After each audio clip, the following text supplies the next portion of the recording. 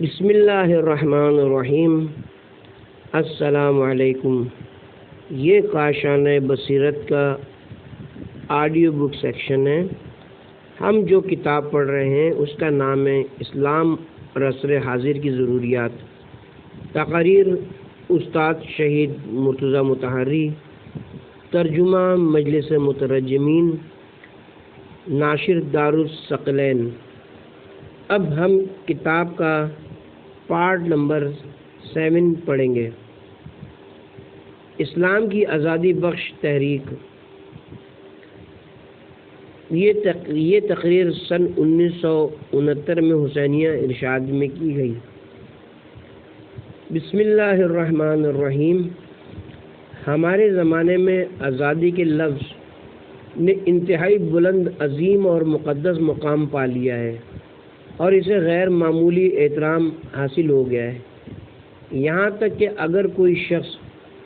اگر کوئی اپنی شخصیت کو منوانا چاہتا ہے تو اپنے آپ کو آزادی کا حامی و طرفدار قرار دیتا ہے۔ حتیٰ بعض گفتگوؤں میں دیکھتے ہیں کہ لوگ کہتے ہیں کہ آزادی اللہ کی نعمتوں اور عطیوں میں سے ایک عظیم ترین اور اعلیٰ ترین نعمت ہے۔ آزادی کی اہمیت۔ اس موقع پر ایک سوال پیش آتا ہے اور وہ یہ ہے کہ کیا آزادی در حقیقت اور فی الواقع اتنی ہی اہمیت رکھتی ہے جتنی انسان اسے دیتا ہے اور اسے بلند ترین نعمت اور اپنی مقدس ترین متاع قرار دیتا ہے؟ کیا آزادی اس قدر اہم ہے؟ ہم عرض کریں گے کہ ایک اعتبار سے اگر ہم آزادی کا جائزہ لیتے ہیں تو جس قدر اہمیت انہوں نے اسے دی ہے اور وہ اس کا استحقاق نہیں رکھتی، وہ اس کے لیے بے حساب اہمیت کے قائل ہیں، لیکن جب ہم دوسرے اعتبار سے دیکھتے ہیں تو وہ حق رکھتے ہیں کہ آزادی کو اس قدر بلند مقام پر لے جائیں۔ رہا پہلا نقطہ نظر جس کے لحاظ سے اب آزادی اتنی اہمیت نہیں رکھتی، اس کے مطابق آزادی کا مطلب اور اس کی حقیقت اس کے سوا کچھ اور نہیں ہے کہ انسانی فکر و عمل کے راستے میں کوئی دیوار اور رکاوٹ حائل نہ ہو۔ ہم کہتے ہیں کہ انسان آزاد پیدا کیا گیا ہے اور اسے آزادی کے ساتھ زندگی گزارنا چاہیے، یعنی دوسرے افراد اس کی فکری و عملی شعاؤں کے راستے میں رکاوٹ پیدا نہ کریں، یہاں تک کہ اس سے بھی اوپر اس کے فکر و عمل کو اپنی خدمت کے لیے استعمال نہ کریں۔ لیکن خود آزادی کی اصلیت جو فلسفے نے بیان کی ہے، اس کے معنی انسانی فکر و عمل کی شعاؤں کے راستے میں کسی قید، رکاوٹ اور دیوار کا حائل نہ ہونا ہے۔ لہذا جب آزادی کا مطلب کسی رکاوٹ کا نہ ہونا ہے تو پھر وہ اتنی زیادہ اہمیت نہیں رکھتی، کیونکہ ایک موجود کو جس قدر منفی عوامل کی ضرورت ہوتی ہے اس سے زیادہ مثبت عوامل کی احتیاج ہوتی ہے۔ ہم ایک مثال عرض کرتے ہیں۔ ایک پھول اپنی ترقی اور جلوہ نمائی کے لیے اپنے کمال کا سفر طے کرتا ہے تاکہ اس بلندی تک پہنچے جو اس کے لیے مقدر کی گئی ہے۔ اس دوران اسے کئی مثبت عوامل کی ضرورت ہوتی ہے اور وہ اس سے بعض منفی عوامل درپیش ہوتے ہیں۔ اسے مٹی، پانی، ہوا، حرارت، روشنی اور باغبان وغیرہ کی مدد درکار ہوتی ہے اور اس بات کی ضرورت ہوتی ہے کہ اس کے راستے میں کوئی رکاوٹ اور مانع نہ ہو۔ مثلاً ایک پھول کا پودا جسے اپنی جڑوں کے پھیلاؤ کے لیے 1 میٹر زمین اور 1 میٹر گہری مٹی درکار ہو، اگر اسے ایک چھوٹے گملے میں لگا دیا جائے اور اس کی نشو و نما کے راستے میں دیوار حائل کر دی جائے یا اس کے اوپر ایک چھت اور رکاوٹ ڈال دی جائے تو یہ اس پھول کی جلوہ نمائی میں رکاوٹ ہوگی۔ پھول کو ان مثبت عوامل کی بھی ضرورت ہے اور رکاوٹ کے نہ ہونے کی بھی، یعنی ان منفی عوامل کے نہ ہونے کی بھی۔ جب انسان پھول کے بارے میں سوچتا ہے تو سب سے پہلے اس کے مثبت عوامل کے بارے میں سوچتا ہے، اس کے لیے مٹی اور پانی کے بارے میں سوچتا ہے، اس کے لیے روشنی اور ہوا کے بارے میں سوچتا ہے، باغبان کے بارے میں غور کرتا ہے، جو مواد اس کی تقویت کے لیے ضروری ہوتا ہے اس کے بارے میں سوچتا ہے۔ لیکن اس کی راہ میں کوئی رکاوٹ اور حائل نہ ہو اس بارے میں زیادہ غور نہیں کرتا، یعنی اس مسئلے کی اتنی اہمیت کا قائل نہیں ہوتا۔ پس اگر اس نقطۂ نظر سے دیکھیں تو معلوم ہوگا کہ آزادی پھول کے لیے ایک نعمت ہے، یہ انسان کے لیے بھی ایک نعمت ہے۔ البتہ یہ پھول یا انسان کی زندگی کے مثبت عوامل سے بعد کے مراحل کی نعمت ہے، لیکن جب ہم ایک اور نقطۂ نظر سے دیکھتے ہیں تو نظر آتا ہے کہ انسان آزادی کی اس قدر اہمیت کا قائل ہونے کا حق رکھتا تھا اور اسے یہ حق حاصل ہے۔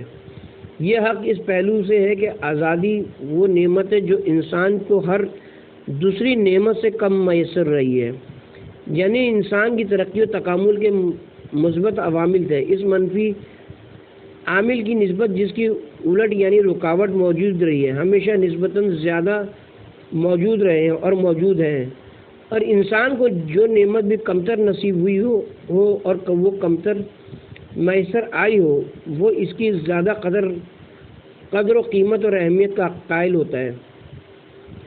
دنیا جو آزادی کی اس قدر اہمیت کی قائل ہے اور اس نے اسے اتنا بلند مقام دے رکھا ہے کہ اس کی وجہ یہ ہے کہ آزادی مخالف عامل زیادہ رہا ہے۔ ہمارے ہاں بھی ایک نیم عامیانہ شعر معروف ہے، کہا جاتا ہے بہشت وہ ہے جہاں کوئی تکلیف نہ ہو اور کسی کو کسی سے کوئی سروکار نہ ہو۔ ہم سب یہ کہتے ہیں کہ ہم سب قبول بھی کرتے ہیں، حالانکہ اگر انسان سوچے تو یہ بہشت نہیں، یہ کیا بہشت ہوئی کہ ہم ایسی جگہ ہوں جس کی واحد خصوصیت یہ ہو کہ وہاں کوئی تکلیف نہ ہو، کسی کو کسی سے کوئی مطلب نہ ہو، ہر کوئی اپنے لیے جیتا ہو۔ یہ انسان کے لیے کوئی خوشی یا سعادت نہیں۔ بہشت وہ ہے جہاں انسان ایک دوسرے کے ساتھ ہوں اور ایک دوسرے سے انس رکھتے ہوں۔ قرآن کے الفاظ ہیں آج کے دن صاحبان تقوی کے سوا تمام دوست ایک دوسرے کے دشمن ہو جائیں گے۔ سورہ زخرف آیت نمبر 67۔ دوسری آیت کہتی ہے آمنے سامنے تخت پر بیٹھے ہوئے، سورہ صفات آیت نمبر 44۔ بہشت اس وقت بہشت ہے جب وہاں انسان ایک دوسرے سے محبت و انس رکھتے ہوں، آپس میں بھائی ہوں، ان میں بھائی چارہ درگزر اور ایک دوسرے کے لیے نیک جذبات پائے جاتے ہوں، وگرنہ ایسی جگہ جہاں انسان ایک دوسرے سے لا تعلق ہوں اور ایک دوسرے سے انہیں زیادہ سے زیادہ یہ فائدہ حاصل ہوتا ہو کہ انہیں ایک دوسرے سے تکلیف نہیں پہنچتی، اگرچہ وہ جہنم سے نہیں ہوگی لیکن پھر بہشت بھی نہیں ہے، اسے اعراف کہنا چاہیے، نہ جنت ہے اور نہ دوزخ۔ انسان کے ایسی جگہ کو جہاں آزار نہ ہو اور کوئی ایک دوسرے سے سروکار نہ رکھے، بہشت کا نام دینے کی وجہ یہ ہے کہ اس نے ایک دوسرے کی طرف سے جو بہت زیادہ تکالیف اٹھائی ہیں، لہذا اس تکلیف و آزار کے نہ ہونے ہی کو اس نے بہت کچھ سمجھ لیا ہے۔ انسان کے بارے میں ملائکہ کی رائے۔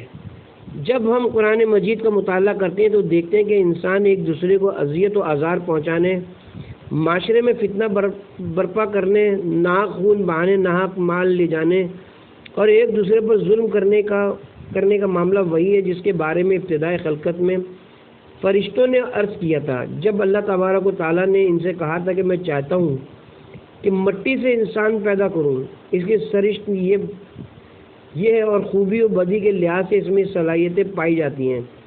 اس پر فرشتوں نے اعتراض کرتے ہوئے کہا تھا کیا اسے بنائے گا جو زمین میں فساد برپا کرے گا اور خون ریزی کرے گا؟ سورہ بقرہ آیت نمبر 30۔ خدایا کیا تو ایسی مخلوق پیدا کرنا چاہتے ہیں جس کے افراد خود ایک دوسرے کے لیے باعث آزار اور باہم دشمن ہوں گے، ایک دوسرے کا امن و امان، آزادی اور سکھ چھین لیں گے۔ آزادی کا مسئلہ تکلیف کا نہ ہو اور انسان کا ایک دوسرے سے آزار اور اذیت نہ پانا اس وجہ سے غیر معمولی اہمیت اختیار کر گیا ہے کہ انسان کو یہ کم ہی نصیب رہا ہے۔ اب کیوں کم نصیب رہا ہے؟ کیا خلقت کی بنیاد میں اس کے لیے کوئی علاج نہ تھا؟ اللہ نے انسان کو پیدا کیا ہے تو اس طرح کا کیوں پیدا کیا ہے کہ انسان ایک دوسرے کو اذیت دیتے ہیں؟ افراد بشر کے لیے سب سے بڑی مصیبت خود ان کی اپنی طرف سے ہے، دوسروں اور دوسری اشیاء کی طرف سے نہیں۔ انسانوں کو جو اذیت و آزار خود انسانوں کے ہاتھوں اٹھانی پڑتی ہے اور جو نقصانات برداشت کرنے پڑتے ہیں وہ حیوانوں کے ہاتھ نہیں اٹھانا پڑے، نباتات کی طرف سے نہیں پہنچے، جمادات کی طرف سے نہیں پہنچے، طوفانوں، سیلابوں اور زلزلوں کے ذریعے بھی نہیں پہنچے، وباؤں، طاعونوں اور سرطانوں کے ذریعے بھی نہیں پہنچے، زمین و آسمان کی طرف سے نہیں پہنچے، جنات کے ہاتھوں بھی نہیں پہنچے اور کسی اور کی طرف سے بھی نہیں پہنچے۔ آخر ایسا کیوں ہے؟ کیا اس کی تخلیق کے موقع پر اس کا کوئی حل نہیں رکھا جا سکتا تھا؟ کیا اس لحاظ سے کوئی چارہ نہ تھا کہ یا تو انسان ہو، یعنی یہی اپنے فعل میں مختار اور آزاد موجود ہو، اور یا پھر انسان نہ ہو، اور اگر انسان نہ ہو تو یا تو فرشتہ ہو جیسے وہ پیدا کیے گئے ہیں، یا حیوان ہو ویسے ہی جیسے وہ خلق کیے گئے، یا نباتات ہو، اور یا پھر جماد ہو۔ بنیادی طور پر اگر انسان چاہے کہ اسی طرح کا کامل اور جامع نمونہ ہو، بس فرق یہ ہے کہ اپنے کام میں آزاد اور مختار ہو، تو اس بات کا امکان نہ تھا اور عقلاً محال تھا۔ جب وہ اپنے کام میں مختار اور آزاد ہوں تو یہیں سے افراد کے ایک دوسرے کو اذیت پہنچانے اور ایک دوسرے کے حقوق پر تجاوز کا امکان پیدا ہو جاتا ہے۔ اس بارے میں ہم زیادہ بحث نہیں کرنا چاہتے کیونکہ اس طرح ہم اپنے دیگر موضوعات پر بات نہیں کر سکیں گے۔ کیا علم آزادی مہیا کر سکتا ہے؟ دوسری بات یہ کہ کیا اس کے علاوہ کوئی اور چارہ کار نہ تھا اور نہیں ہے؟ اس کے جواب میں ہم کہیں گے کہ خلقت کو اصولاً ایسے ہی ہونا چاہیے۔ پھر سوال پیدا ہوتا ہے کہ تکامل و تربیت کے ذریعے اس مسئلے کا کوئی حل نکل سکتا ہے؟ ہم عرض کرتے ہیں کہ یہ تربیت کس چیز سے ہوگی؟ اگر اس سے مراد یہ ہو کہ تربیت علم کے ذریعے ہوگی، یعنی انسان عالم ہو جائے تاکہ اپنے لیے آزادی مہیا کر سکے، اسے حاصل کر سکے، اسی طرح جیسے انسان کے پاس علم آ گیا تو وہ وباؤں، خناق طبیعت، یہاں تک کہ سرطان کا مقابلہ کر رہا ہے۔ اس کا صرف علم حاصل کر لینا اور معاملے کی حقیقت جان لینا اس امر کے لیے کافی ہوگا کہ وہ اپنے اس دشمن کو شکست دے سکے۔ لیکن افسوسناک بات ہے کہ علم انسان کی اس دشمن، یعنی انسان کے خود اپنے دشمن ہونے سے مقابلے میں عاجز ہے۔ انسان جتنا بھی صاحب علم ہو جائے، علم انسانوں کو ایک دوسرے پر جاہریت سے نہیں روک سکتا۔ اس کی دلیل بہت واضح ہے۔ جو شخص دوسروں کے حقوق اور آزادی پر حملہ کرتا ہے، اس کی وجہ یہ نہیں ہوتی کہ وہ جانتا نہیں کہ اسے اس پر چڑھائی نہیں کرنا چاہیے یا ظلم و زیادتی ایک برا عمل ہے، بلکہ وہ اپنے مفاد اور منافع کے لیے ایسا کرتا ہے۔ جب وہ اپنے پاس طاقت دیکھتا ہے اور اس مفاد پرستی اور طاقت دونوں اکٹھے ہو جاتے ہیں تو وہ اپنا مقصد حاصل کرنے کے لیے چل پڑتا ہے۔ وہ اس مقصد کے لیے علم سے کام لیتا ہے۔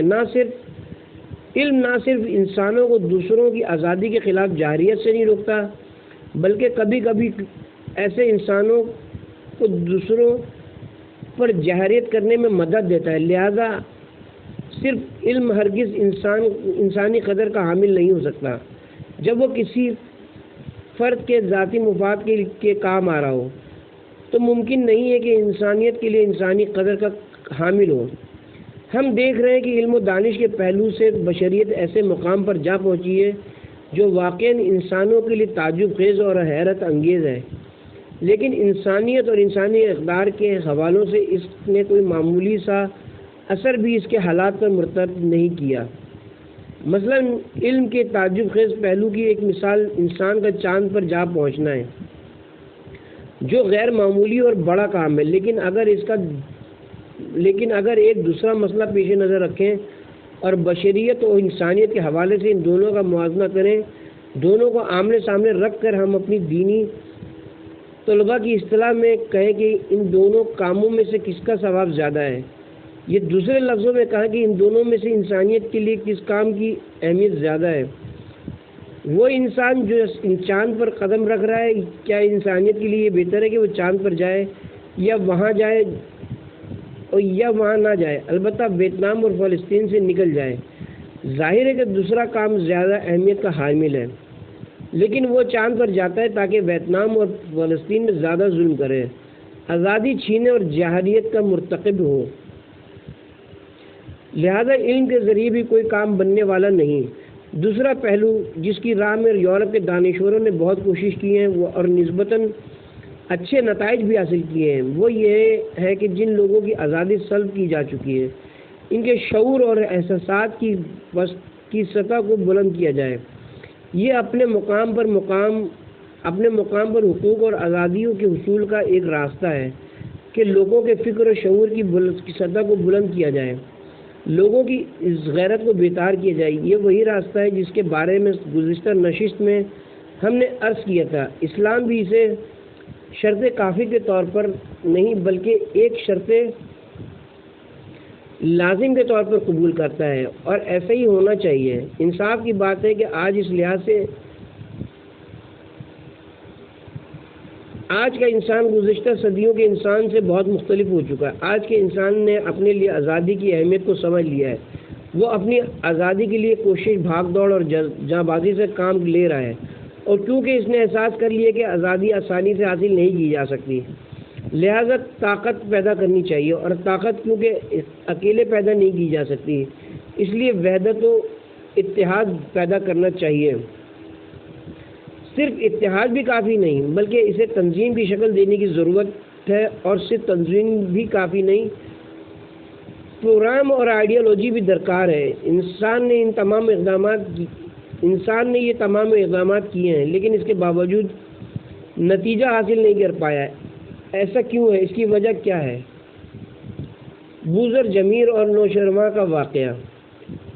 بوذر جمیر اور اس کے ہم عصر بادشاہ نوشرواں کا ایک معروف واقعہ ہے۔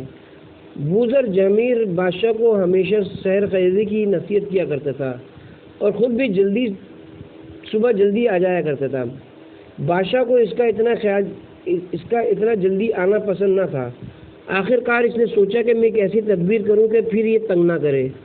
اس نے اپنے آدمیوں سے کہا کہ صبح سویرے جب وہ اپنے گھر سے نکلے اور چلنے لگے تو تم جانا اور اس کا تمام لباس اور جو کچھ اس کے پاس ہو چھین لینا، تاکہ پھر وہ صبح اتنی جلدی گھر سے نہ نکلے۔ بادشاہ کے آدمیوں نے ایسے ہی کیا۔ ابھی کچھ اندھیرا باقی تھا، انہوں نے راستے میں اسے پکڑ لیا، اسے ننگا کر دیا، اس کے پیسے اور لباس چھین کر چھوڑ دیا۔ وہ مجبوراً دوسرا لباس پہننے اور تیار ہو کر دوبارہ آنے کے لیے گھر واپس گھر گیا۔ اس روز وہ دوسروں کی بانسبت دیر سے بادشاہ کے پاس آیا۔ بادشاہ نے اس سے پوچھا تم آج دیر سے کیوں آئے؟ اس نے کہا آج مجھے ایک حادثہ پیش آ گیا تھا۔ بادشاہ نے اس سے پوچھا کیسا حادثہ؟ اس نے جواب دیا کہ مجھے ایک چور نے پکڑ لیا تھا، وہ راستے میں حائل ہو گیا تھا اور اس نے میرے ساتھ ایسا اور ویسا سلوک کیا۔ میں واپس گھر گیا اور میں 1 گھنٹہ تاخیر ہو گئی۔ بادشاہ نے کہا جناب عالی تو فرماتے تھے کہ صبح جلدی اٹھا کرو تاکہ کامیاب رہو، پھر یہ کیسے ہوا؟ ابوذر جمیر نے کہا چور مجھ سے بھی پہلے اٹھنے والا تھا۔ بشریت ایسی ہی ہے۔ آپ اگر حساب کریں تو دیکھیں گے کہ جس انسان کی آزادی سلب ہو چکی ہے، اس نے اپنی آزادی حاصل کرنے کے لیے جو کچھ حاصل کیا ہے، آزادی چھیننے والے انسان نے وہی کچھ 100 گنا زیادہ طاقت کے ساتھ حاصل کر لیا ہے۔ اگر تنظیم اور ڈھانچے کو سامنے رکھے تو ان کی تنظیم کہیں زیادہ ہے، اگر وحدت و اتحاد کو دیکھیں تو ان کا اتحاد کہیں زیادہ قوی ہے، اگر وسائل کو سامنے رکھیں تو ان کے وسائل کہیں زیادہ ہیں، اگر آپ دنیا کی موجودہ سب سے بڑی قومی تنظیموں اور جماعتوں کو ان کے تمام تر ڈھانچے کے سامنے رکھیں تو دیکھیں گے وہ CIA کی جاسوسی مشینری یا انٹیلیجنس سروس کے مقابلے میں صفر ہیں اور کوئی حیثیت نہیں رکھتی۔ تمام قوتیں اور وسائل، حتی ذرائع ابلاغ بھی اس کے ہاتھوں میں ہیں۔ یوں انسان کو نظر آتا ہے کہ جس انسان کی آزادی چھین گئی ہے اور جو اسے چھیننے والا ہے، اس کے درمیان فاصلے کی وہی نسبت ہے جو قدیم زمانے میں تھی، بلکہ اس سے 100 گنا زیادہ ہے۔ ایک کام اور بھی ہوا ہے اس کے علاوہ۔ آج کے انسان میں منافقت کی زیادتی ہے۔ منافقت کا شمار ان چیزوں میں ہوتا ہے جو انسان سے مختص ہیں۔ حیوانات کے مقابل انسان کے کچھ امتیازات ہیں۔ انسان کو حیوان ناطق کہا جاتا ہے۔ ناطق ہونا انسان کے اختصاصات میں سے ایک ہے۔ انسان کے بہت سے امتیازات ہیں۔ حیوانات کے مقابل انسان کی خصوصیات میں سے ایک منافقت ہے۔ عوامی اصطلاح میں منافقت سے مراد ہے کہنا کچھ کرنا کچھ، مکاری، یہ انسان کے خواص میں سے ہے۔ رسول اکرم صلی اللہ علیہ وسلم نے فرمایا ہے، مجھے اسلام کے بارے میں مومنوں سے ڈر نہیں، کھلے کافروں سے بھی مجھے اسلام کے بارے میں کوئی خوف نہیں، البتہ اسلام کے بارے میں منافق سے ڈرتا ہوں۔ نفاق ہمارے زمانے میں انتہائی عروج پر پہنچا ہوا ہے۔ حابس کا قول 17ویں صدی کے یورپ کے معروف فلاسفہ میں سے ایک انگریز فلسفی حابس ہے۔ اس کا ایک سیاسی فلسفہ ہے، اس کی کتابیں فارسی میں بھی ترجمہ ہوئی ہیں۔ وہ معاشرتی حیوانات اور انسان جو خود ایک معاشرتی ایک موجود ہے کے درمیان موازنہ کرتا ہے۔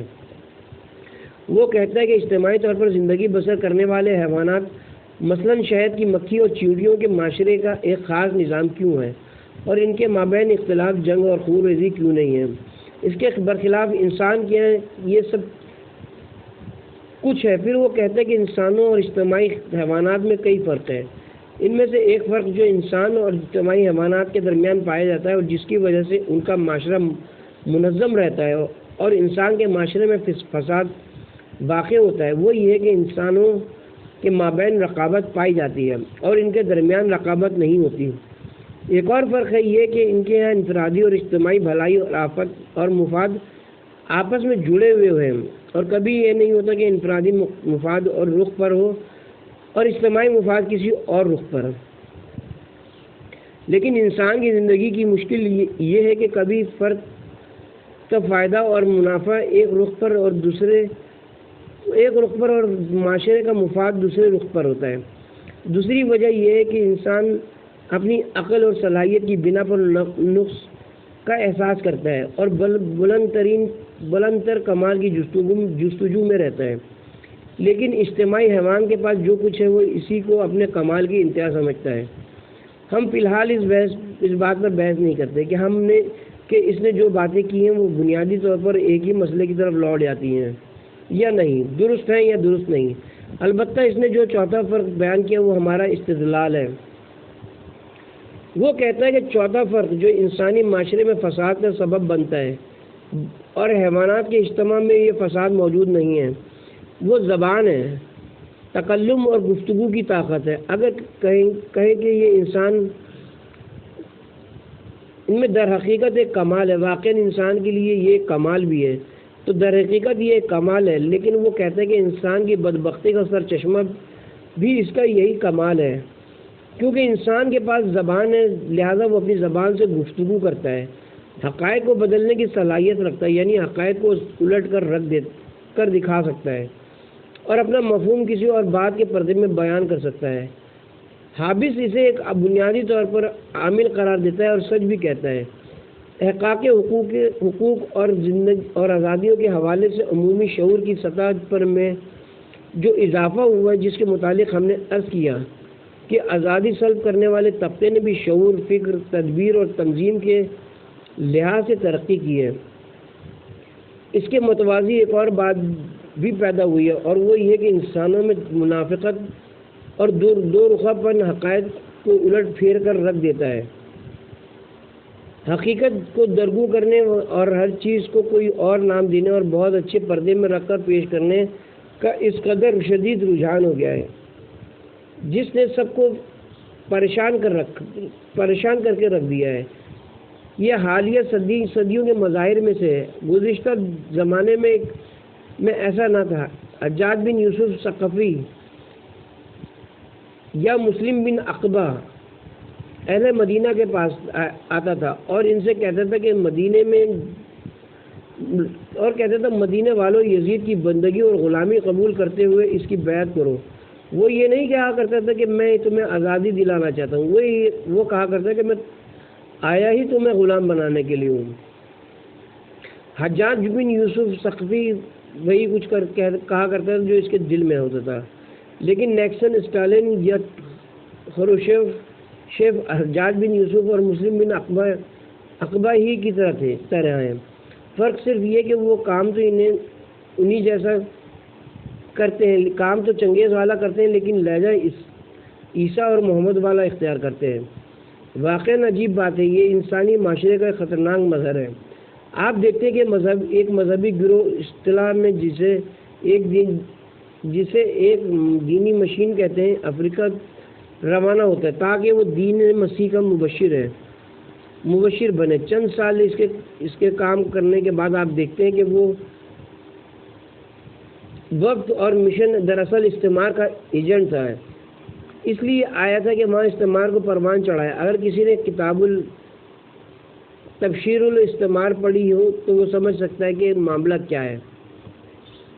ایک مسلم اخبار نویس نے لکھا تھا کہ فلاں افریقی ملک میں چند سال قبل جب عیسائی مبشرین اور عیسائی افراد آتے تھے تو ان کے پاس انجیل تھی اور لوگوں کے پاس زمین۔ ہم نہیں سمجھ سکے کہ ایسا کیوں ہوا کہ چند سال بعد معاملہ الٹ گیا۔ ایک روز ہم نے دیکھا کہ لوگوں کے پاس انجیل ہے اور مبشرین اور عیسائی افراد کے پاس زمین ہے۔ معلوم ہوا کہ وہ انجیل کے بہانے زمینوں پر قبضہ جمانے آئے تھے۔ حقوق انسانی کے چارٹر کے نام پر حقوق انسانی پامال کیے جاتے ہیں۔ ثقافتی مراکز، اشاعت، کتب اور انسانی تہذیب کی خدمت کے نام پر انسان سے خیانت کی جاتی ہے۔ صحت کے اداروں کے نام پر آپ دیکھتے ہیں کہ عیسائی مسلسل اسپتال بنا رہے ہیں، لوگوں کی روحوں پر ڈاکہ ڈالتے ہیں، لوگوں کے افکار کا استعمال کرتے ہیں اور انہیں مسموم بنانے کے لیے آتے ہیں۔ آپ کسی بھی کار خیر کو دیکھ لیجئے، آپ کو اوپر کچھ اور نیچے کچھ نظر آئے گا۔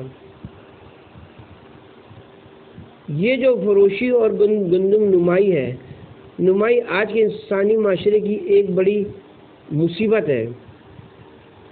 حقیقی تحریکیں انبیاء اور ان کے پیروکاروں کی ہیں، لہذا عامت الناس کے شعور کی سطح کا بلند ہونا بھی کافی نہیں ہے۔ واقعاً جب انسان تاریخ کا مطالعہ کرتا ہے تو آہستہ آہستہ اس پر واضح ہو جاتی ہے کہ ہر حقیقی انسانی تحریک جس میں صداقت پائی جاتی ہے یہ انبیاء کی طرف سے ہے یا ان کے پیروکاروں کی طرف سے، جس کی تحریک میں انبیاء شریک نہ تھے، اس میں حقیقت بھی موجود نہ تھی۔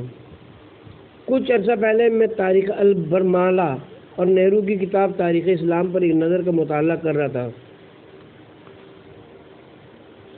ان دونوں ہی میں میں نے ایک بات دیکھی جو میرے لیے بڑی تعجب خیز تھی۔ میں امریکہ میں تنسیخ غلامی کے مسئلے کا مطالعہ کر رہا تھا۔ ابھی تک مجھے اس بات میں کوئی شک نہیں تھا کہ امریکہ میں جب غلامی کو منسوخ کیا گیا تو اس کا عامل فقط انسان تھا، یعنی ان کا جذبہ محرکہ انسانی تھا اور انہوں نے تکریم انسانی کے پیش نظر ایسا کیا تھا۔ لیکن بعد میں نے دیکھا کہ معاملہ تو در حقیقت کچھ اور تھا۔ شمالی امریکہ اور جنوبی امریکہ کے مابین ایک تضاد تھا۔ جنوبی امریکہ کا مفاد اس میں تھا کہ غلام ہو، لیکن شمالی امریکہ کے اقتصادی مفاد کا تقاضا تھا کہ غلام نہ ہو اور غلامی کو منسوخ کر دیا جائے۔ یہ جنگ اور یہ تنسیخ بھی مفادات کے تحت تھی، کیونکہ یہ کام حقیقت اور صداقت کی بنیاد پر نہیں ہوا، بلکہ یہ ان کا ایک جھٹکنڈا تھا۔ لہذا اب بھی انہی غلاموں کی اولاد امریکہ میں غلام کہے جانے کے بغیر غلاموں سے بدتر زندگی بسر کر رہی ہیں۔ یہی کہ اب جو کالے ہیں اور اب بھی امریکہ جنہیں قبول نہیں کرتا، یہ اس لیے ہے کہ معاملہ گندم نمائی اور جو فروشی والا تھا۔ آپ ان دونوں یعنی حقوق نسواں اور آزادی نسواں کے بارے میں دیکھ رہے ہیں اور سنا ہوگا کہ اس معاملے میں یورپ والے پیش قدم نکلے ہیں۔ وہ عورت کے لیے مالی حقوق کے قائل ہو گئے اور انہوں نے یہ کیا ہے اور وہ کیا ہے سب۔ جب انسان حقیقی طور پر اس مسئلے کی تاریخ کا مطالعہ کرتے ہیں تو دیکھتے ہیں کہ اس میں بھی دال میں کچھ کالا ہے۔ وہ کیا؟ ول ڈیورنٹ اپنی کتاب لذات فلسفہ میں لکھتا ہے کہ جب تحریک نسواں کے آغاز میں جو انگلستان سے شروع ہوئی اور خاص طور پر عورتوں کو اقتصادی آزادی دی گئی تو تو کیا معاملہ تھا؟ آپ جانتے ہیں کہ تقریباً ایک صدی پہلے یورپی دنیا میں عورت کو کسی طرح کی ملکیت کا حق حاصل نہیں تھا، یعنی عورت کے کام کو اس کے شوہر کا کام سمجھا جاتا تھا۔ اگر عورت کوئی کام کرتی اور اسے زحمت اٹھاتی تو اس کے اجرت سے شوہر کو دی جاتی تھی۔ عورت کو سر سے خود مختاری حاصل نہ تھی، اگر کبھی وراثت میں اسے کوئی چیز مل جاتی تب بھی اس کا اختیار اس کے شوہر کے ہاتھ میں ہوتا تھا۔ انہوں نے عورت کو اقتصادی آزادی کیوں نہیں دی تھی؟ جب ہم تاریخ کا مطالعہ کرتے تو دیکھتے ہیں کہ جب بڑے بڑے کارخانے وجود میں آئے اور شہروں کو کاریگروں اور مزدوروں کی ضرورت پڑی، خصوصاً ایسے مزدوروں کی ضرورت پڑی جو کم مزدوری لیتے ہوں، تو ایسے مزدور انہیں عورتیں اور بچوں میں مل جاتے تھے۔ پھر انہوں نے دیکھا کہ مرد اپنی عورتوں اور بچوں کو کارخانوں میں جا کر کام کرنے کی اجازت نہیں دیتے ہیں، کیونکہ اس طرح ان کی زندگی اور گھر کا نظام بگڑ جاتا تھا۔ لہٰذا یہ صورتحال دیکھ کر انہوں نے قانون بنایا کہ آئندہ سے عورتوں اور بچوں کو اقتصادی آزادی حاصل ہوگی۔ باپوں کو اپنے بچوں اور شوہروں کو اپنی بیویوں کو روکنے کا حق حاصل نہیں ہوگا۔ اس طرح انہوں نے عورت کو اقتصادی آزادی دے دی۔ یورپی دنیا نے عورت کو کس لیے اقتصادی آزادی دی؟ کیا خود عورت کی خاطر؟ کیا ان کا دل عورت کی حالت پر کڑتا تھا، یا ویسے وہ اپنے لیے ایسا کر رہے تھے اور انہیں سستے مزدوروں کی ضرورت تھی؟ یہی وجہ کہ انسان کو انسان کے شر سے بچانا اور اس سے حقیقی آزادی دینا، اس سے اذیت کا خاتمہ کر دینا جیسے مزاجی خلقت میں ممکن نہ تھا، یعنی یہ خلقت بشر کے خلاف تھا۔ اسی طرح یہ علم کے بس کی بات بھی نہیں۔ تربیت کے دائرے اختیار سے بھی باہر کی بات ہے، اور لوگوں کی شعوری سطح بلند کر کے بھی ایسا نہیں ہو سکتا۔ یہ ہے وہ مقام جہاں ایک قوت کے سوا کوئی اور قوت کارگر نہیں۔ وہ قوت انسان کو دیگر انسانوں کے مقابلے میں بھی امن و تحفظ دیتی ہے اور اس کے لیے حقیقی جنت ایجاد کرتی ہے۔ صرف ایک ایسی جنت نہیں جہاں وہ ایک دوسرے کو اذیت و آزار پہنچائیں، بلکہ اس سے بالا تر ایک ایسی جنت جس میں انسانیت، احساسات، وحدت، اتحاد اور حقیقی اخوت ہو۔ وہی کام جو دنیا میں صرف انبیاء نے کیا ہے، ایسا کام دنیا میں کسی اور نے نہیں کیا۔ یہ پردے ہٹا دیے جائیں، یہ پردے ہٹا دینے چاہیے تاکہ معلوم ہو جو کچھ وجدان دینی سے ہٹ کر کسی اور طرف سے آیا ہے اس کی کیا کیفیت ہے۔ شیخ سعدی نے کیا خوب کہا ہے، میں نے سنا ہے کہ ایک بزرگ نے ایک بھیڑ کو کسی بھیڑیے کے منہ اور جنگل سے چھڑوا لیا، پھر رات کے وقت اس نے اس کے حلق پر چھری پھیر دی اور بھیڑ کی روح سے اس نے فریاد کرنے لگی کہ تو نے مجھے بھیڑیے کے چنگل سے چھین لیا، اور انجام کار میں نے دیکھا کہ میرا بھیڑیا تو ہے۔ یہی ویتنام فرانس کی نوآبادی تھا۔ اس وقت ویتنامی جن لوگوں کے خلاف جنگ کر رہے ہیں یہ وہی لوگ ہیں جو ان کی حمایت میں آئے تھے تاکہ انہیں فرانس کے تسلط سے آزاد کروائیں۔ بعد ازاں انہوں نے خود 100 گنا بدتر اور قوی تر توق لوگوں کے گلے میں ڈال دیا۔